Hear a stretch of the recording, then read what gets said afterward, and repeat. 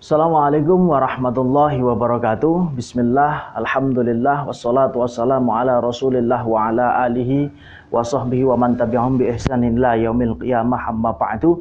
Sahabat santri, melanjutkan ngaji fikih kita terkait masih dengan beberapa kewajiban yang perlu kita tunaikan terhadap saudara kita yang sudah meninggal.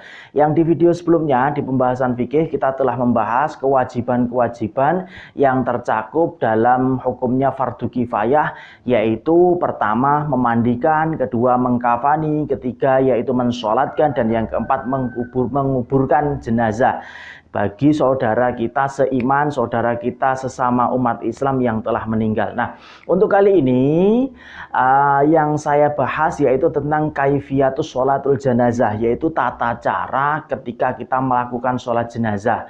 Ya, tidak bisa dipungkiri memang kewajiban kita selaku umat Islam kepada saudara kita yang telah meninggal, yaitu salah satunya walaupun hukumnya fardu kifayah, yaitu mensolatkan jenazah. Nah, ketika kita layat, ketika kita bertakziah, itu yang bagus memang kita mensolatkan. Kalau untuk memandikan, otomatis itu ya keluarga ataupun mahramnya, terlebih ketika dia itu orang yang di luar mahram kita, yaitu orang kalau laki-laki ya wanita, kalau wanita ya itu laki-laki, dan bukan keluarga memang tidak boleh untuk memandikan. Kalau untuk sesama laki-laki walaupun bukan saudara memang boleh memandikan, akan tetapi yang lebih bagus yaitu untuk keluarganya. Kita cukup untuk menunggu setelah selesai disolatkan, kemudian dikafani, kemudian kita selesai untuk mensolatkannya. Nah, untuk tata cara kaifiyah untuk sholat jenazah ini memang berbeda dengan sholat fardu.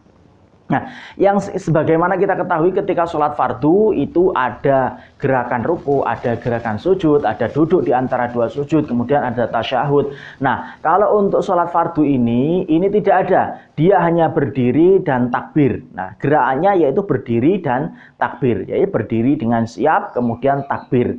Takbir dengan disunahkan mengangkat tangan. Itu sunnah. Itu tidak wajib untuk mengangkat tangan. Kalaupun langsung seperti ini tidak masalah. Tidak perlu mengangkat tangan juga tidak apa-apa. Nah, untuk kaifiyahnya yang pertama jelas niat. Nah, untuk niat ini, untuk talafut bin niatnya, melafalkan niatnya itu hukumnya sunnah. Kalau untuk sunnah, untuk yang kewajibannya niat di dalam hati bersamaan dengan takbir yang pertama. Jadi ketika takbir yang pertama kita sholat, niatkan sholat apa? Jadi Allahu Akbar itu di dalam hati, kemudian itu niat, saya niat sholat jenazah 4 takbir. Fardu kifayah karena Allah Ta'ala, karena hukumnya ini fardu kifayahnya juga disebutkan. Kalau untuk menyebutkan namanya boleh, enggak disebutkan pun boleh. Nah, misal saya mensolatkan jenazah si fulan dengan 4 takbir, hukumnya fardu kifayah karena Allah Ta'ala. Itu yang pertama, untuk takbir Allahu Akbar, niat di dalamnya. Kalau untuk talafut bin niatnya bisa sebelum takbir. Usolli ala hadzal mayyiti fulan arba'at takbiratin fardhu kifayati lillahi ta'ala, atau usolli ala hadzal mayyiti arba'at takbiratin fardhu kifayati lillahi ta'ala, seperti itu. Kemudian setelah takbir itu kemudian kita membaca suratul Fatihah, membaca surat Al-Fatihah, disunahkan didahului dengan ta'awudz. A'udzubillahi minasyaitonirrajim. Bismillahirrahmanirrahim. Ila akhiril ayat suratul Fatihah, sampai dengan akhirnya surat Al-Fatihah. Itu waladhdallin amin. Nah, seperti itu. Itu dibaca. Untuk imam dan makmum seluruh bacaannya dibaca sirri kecuali ketika takbir. Nah, jadi takbir pertama Allahu Akbar itu sambil memasukkan niatnya di dalam hati kita. Kemudian setelah takbir pertama membaca surat Al-Fatihah, ini hukumnya wajib. Jadi harus membaca surat Fatihah, makmum ataupun imam harus membaca surat Al-Fatihah. Kemudian takbir yang kedua Allahu Akbar itu membaca sholawat. Nah, sholawatnya seperti apa? Allahumma sholli ala Muhammad wa ala ali Muhammad, atau menggunakan sayyidina boleh. Allahumma sholli ala sayyidina Muhammad wa ala ali sayyidina Muhammad. Diteruskan yang panjang juga boleh. Wa ala ali sayyidina Muhammad kama shallaita ala sayyidina Ibrahim wa ala ali sayyidina Ibrahim, sampai dengan fil alamina innaka hamidum majid. Bacaan sholawatnya seperti bacaan sholawat seketika kita tasyahud akhir. Nah, seperti itu.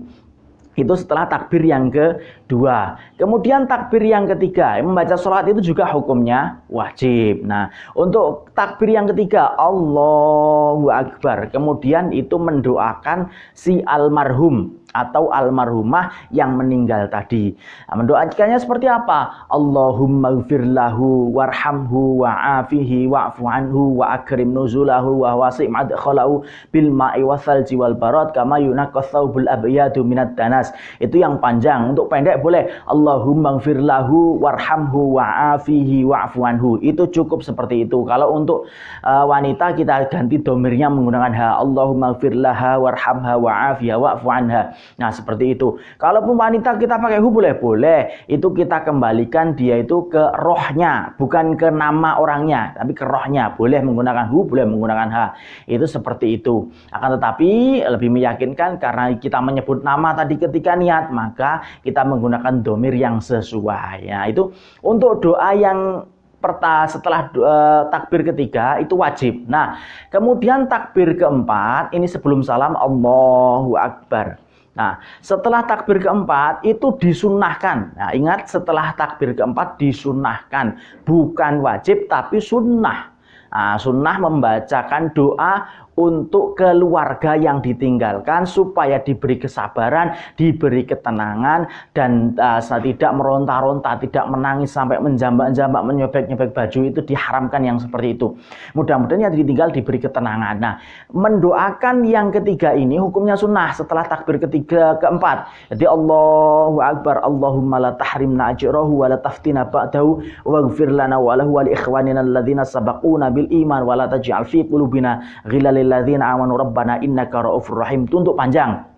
Untuk pendeknya cukup sampai Allahumma la tahrimna ajrahu wa la tafdida ba'dahu waghfir lana walahu. Sampai seperti itu. Diganti dhamir dzaha ketika perempuan. Nah, seperti itu. Itu sunnah. Nah, yang wajibnya apa? Salam. Jadi Allahu Akbar takbir keempat, kemudian tidak membaca pun tidak masalah. Kemudian salam assalamualaikum. Nah, assalamualaikum. Lafadz kum itu kita menoleh ke kanan. Assalamualaikum, tangan diletakkan boleh, enggak juga enggak apa-apa. Kalau saya secara pribadi, assalamualaikum warahmatullahi wabarakatuh. Assalamualaikum warahmatullahi wabarakatuh. Jadi tangan ketika menoleh, kum, lafadz kum diletakkan sambil kita menoleh seperti itu.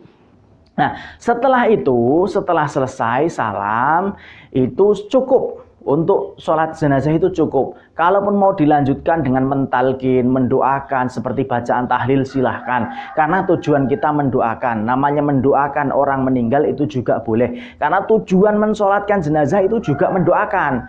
Nah, makanya versi doanya ketika kita sholat jenazah juga mendoakan. Versi yang lain mungkin di malam harinya kita tahlil, di malam harinya kita membacakan surat Yasin, kemudian mendoakan, itu juga boleh. Nah, itu terkait dengan kaifiyah pelaksanaan sholat jenazah. Nah, untuk sholat jenazah ini kan tidak perlu ruku, tidak perlu sujud. Jadi untuk jarak antara makmum dengan imam itu boleh mepet. Jadi boleh mepet yang sekiranya sudah tidak bersentuhan bisa untuk takbir itu cukup. Karena kadang ketika mensolatkan jenazah di rumah almarhum atau almarhumah, biasanya ruangannya agak sempit dan minimal kita buat ganjil. 1 baris, 3 baris, 5 baris, 7 baris, dan seterusnya dengan hitungan ganjil. Itu disunnahkan seperti itu yang paling bagus. Nah, ini terkait dengan kaifiyah ataupun tata cara sholat jenazah. Mudah-mudahan kita semua bisa mengerti, dan ketika ada saudara, tetangga, ataupun kerabat kita yang telah tiada,